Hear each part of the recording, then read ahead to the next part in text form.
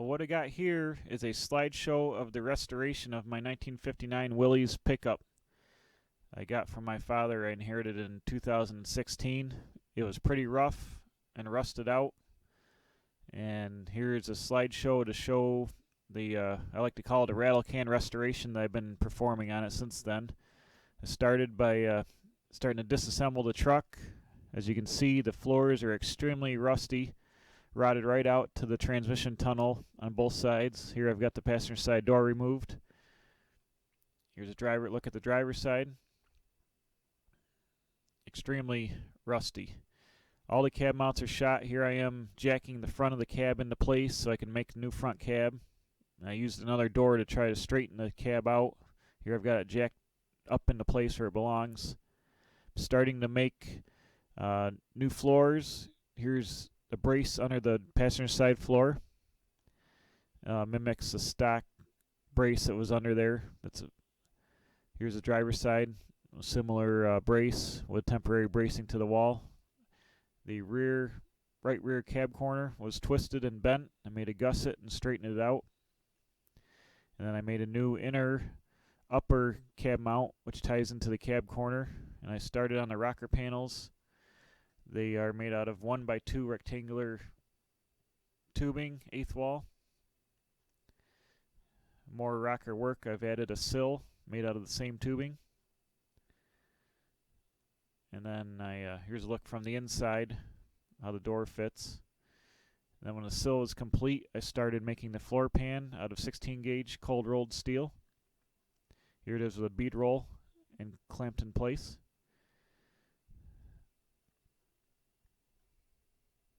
Here's the main floor panel marked up for bead rolling and holes.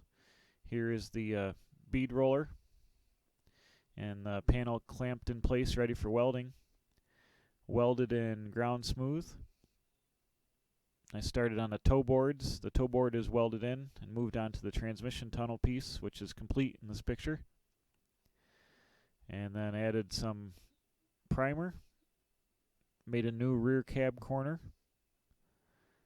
And then a front cab corner. Then I moved on to the driver's side where the rear mount was ripped entirely off the frame. First I patched the frame, made a new frame mount out of 2-inch square box tubing.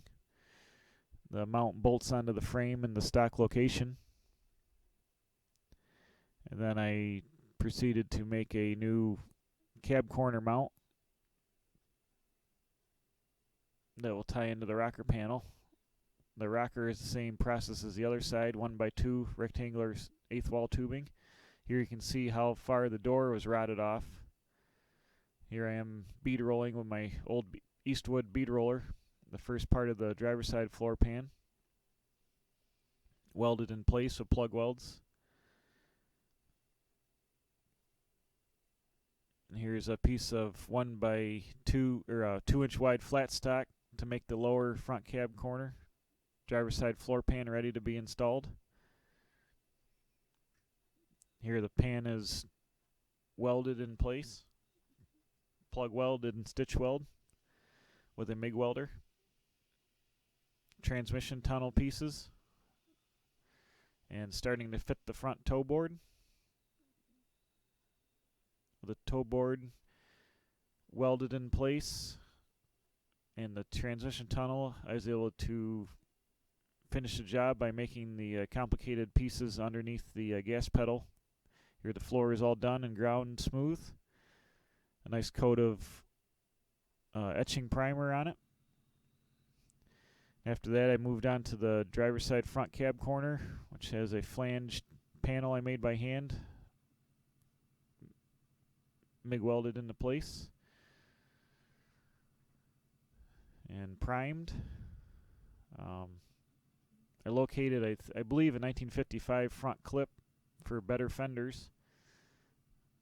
These green fenders are a lot better shaped than the stock fenders I had. And what I did was use the outer portions of these green fenders and married them to the inner red fenders I had because they were in better shape on my truck. Shortened the fenders down where the running board used to be. doing some other rust repair where the heater box was on the passenger side fender. Then a coat of rattle can red paint. Then I moved on to the bad rust in the windshield header. I actually removed the entire header and replaced it with, I think, 1.5 by 3 rectangular box 1/8 wall tubing. I made a new structural header all the way across out of 2 pieces of tubing, and that the roll of the edge of the tubing mimics the stock roll in the top of the header. Here's one piece, and then the second piece of header. And then the windshield frame, or the windshield gasket, will have a piece of channel to attach the top of the rubber to, welded on later. Here I've added the dome light mount. A lot better than it was before. After that is complete, I started doing a little cleanup on the frame and new brakes, wheel cylinders, brake hoses, rattle can the front end, painted the grill bars, cleaned and painted the frame and undercoated the frame, painted all the suspension components, and began reassembling the truck.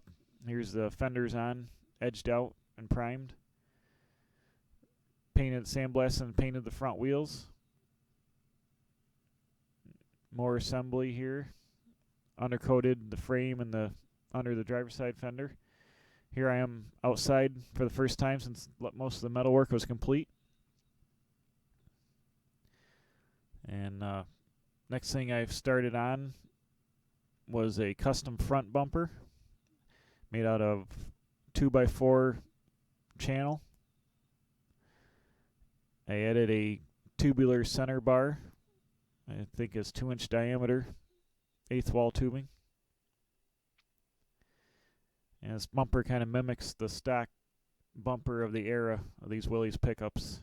I added, after the center bar, I added some hoops to the sides that mimic the stock look of the chrome bumper that was available on these trucks.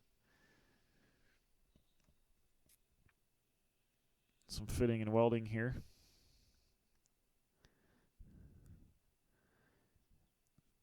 After all the hoops were welded in, I made a receiver hitch, mounted that to the center of the bottom of the bumper, which ties into the front crossmember as well. Then I removed the bumper for final welding. Then a coat of primer and a license plate bracket. And then painted the thing with Duplicolor truck bed liner paint. Slapped it back on the Jeep, and you can check it out on my channel and the other videos.